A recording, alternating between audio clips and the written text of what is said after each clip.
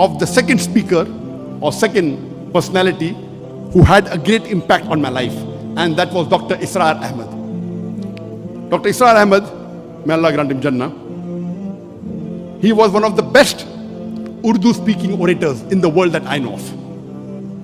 So I traveled all the way to Pakistan in 1991 to meet Dr. Israr Ahmed. He was a medical doctor. He wasn't trained in any Islamic institute or Islamic university. He was a medical doctor inspired by Maududi, Jamaat Islami, went to Tabligh Jamaat, then started his own organization, Tanzim Islam. I went to Lahore to meet him. And I was shocked at his simplicity. The command that he has over the Quran. He also speaks in English, but mainly in Urdu.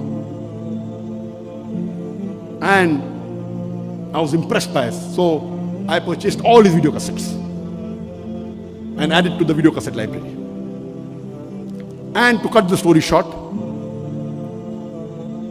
I learned many things from him. I'll just mention two important things I learned. Number one, he told me that I told about my background. I'm a medical doctor. I've just passed. And in 1991, I finished my medical studies and I was doing my internship when we started the organization. In 1991, in 1990, I finished my medical studies. For 1 year, there was internship. And during internship, I had more time, so we started the organization. So I told him, I've just finished my medical studies. I would like to become a surgeon, do my MS, and I'm interested in Dawah. So he told me, son, you have to choose between the two. Either you choose your medical practice or Dawah. I, being a medical doctor, I practiced for 7 years and tried to do both. I could not. If you want to specialize, choose between the two one thing. Then, after his guidance, I chose to become a Dai.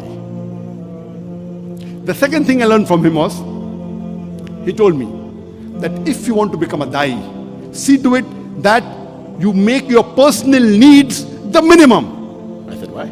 He said, if you make your personal need the minimum with the least amount of monthly requirement, you can speak the truth more easily. You won't have to depend on anyone.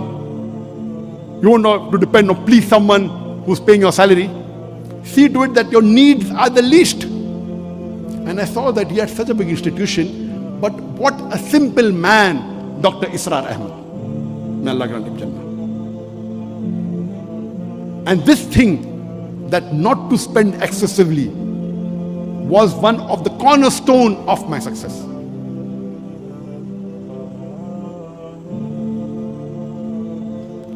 Just in case I forget,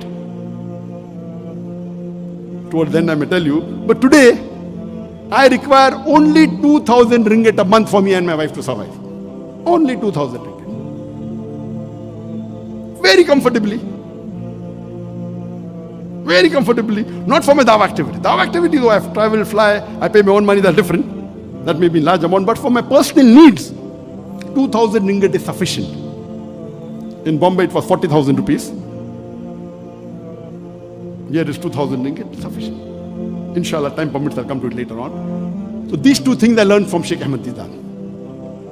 And when I came back, I told my parents, initially when we started the organization, Islamic Research Foundation, I told my parents I will only be giving 2 hours a week. Because once I finished my internship, when I joined the MS surgery, I have to be there 24/6 or 6.5. Maybe I get half a day in a week free. So I spend some time with my family and 2 hours in this organization. But then I decided I will not do my post-graduation. I told my parents, I want to give 2 hours a day for Dawah and the balance time for my medical practice. My father had a roaring practice. My elder brother, Dr. Naik, also was a doctor. And my brother, he was a very good orator. So when Sheikh Ahmed Deedan came, he was the MC. Because he was the Secretary General of his medical college. Very good orator. Not an Islamic speaker, but a general orator.